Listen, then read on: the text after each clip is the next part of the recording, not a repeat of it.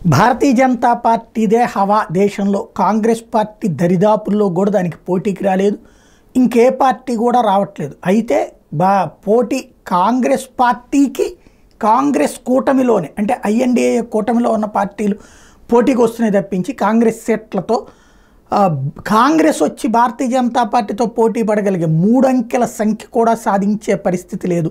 ఏ survey చూసినా ఏమున్నది గర్వకారణం, సమస్త సర్వేలు సమస్తం కాంగ్రెస్ పార్టీ పతనం అన్నటువంటి కాన్సెప్టే చెప్తూనే కాస్త పుంజుకుంటుందేమో.